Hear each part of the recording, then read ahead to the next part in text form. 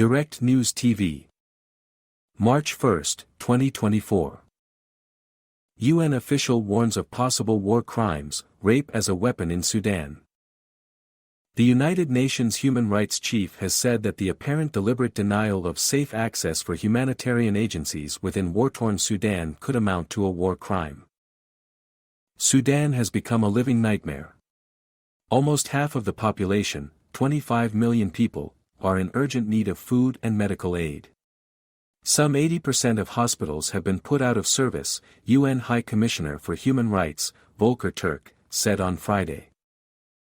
The Sudan crisis continues to be marked by an insidious disregard for human life, he told the UN Human Rights Council in Geneva, saying that many of the violations of international humanitarian law committed by the warring parties may amount to war crimes or other atrocity crimes.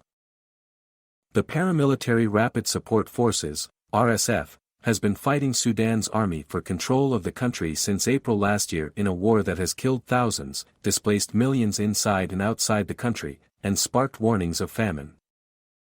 Both sides have killed thousands, seemingly without remorse, Turk said, noting the use of heavy artillery, even in densely populated urban areas. He said in 11 months, at least 14,600 people have been killed and 26,000 others injured. Actual figures are undoubtedly much higher. Noting the implications of the apparent denial of aid, he called on the warring parties to meet their legal obligations by opening humanitarian corridors without delay, before more lives are lost. Aid supplies have been looted and humanitarian workers attacked, while international agencies and NGOs have complained about bureaucratic obstacles to get into the army-controlled hub of Port Sudan to get humanitarian assistance into the country.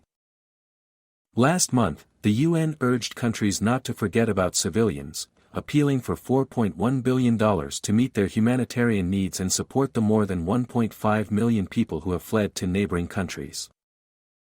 With more than 8 million forced to flee within Sudan and to neighboring countries, this crisis is upending the country in profoundly threatening peace, security and humanitarian conditions throughout the entire region, Turk said. Rape as a weapon of war. The rights chief also highlighted another weapon in Sudan's continuing war. Sexual violence as a weapon of war, including rape, has been a defining, and despicable, characteristic of this crisis since the beginning, he said. Since last April, his team has documented 60 incidents of conflict-related sexual violence, involving at least 120 victims across the country, the vast majority women and girls, he said, but added that these figures are sadly a vast underrepresentation of the reality. Men in RSF uniform and armed men affiliated with the RSF were reported to be responsible for 81% of the documented incidents, Turk said. According to a report to the UN Security Council, obtained by the Associated Press on Thursday, sexual violence by the RSF and its allied militia was widespread. The panel of experts said that, according to reliable sources from Genina, a city in West Darfur, women and girls as young as 14 were raped by RSF elements in a UN World Food Programme storage facility that the paramilitary force controlled, in their homes, or when returning home to collect belongings after being displaced by the violence. Additionally, 16 girls were reportedly kidnapped by RSF soldiers and raped in an RSF house. Racial slurs toward the Masalit and non-Arab community formed part of the attacks, the panel said. Neighborhoods and homes were continuously attacked, looted, burned and destroyed, especially those where Masalit and other African communities lived, and their people were harassed, assaulted, sexually abused, and at times, executed. The panel stressed that disproportionate and indiscriminate attacks on civilians, including torture, rape and killing, as well as destruction of critical civilian infrastructure, constitute war crimes under the 1949 Geneva Conventions. Perpetrators of the horrific human rights violations and abuses must be held to account, without delay, Turk said on Friday.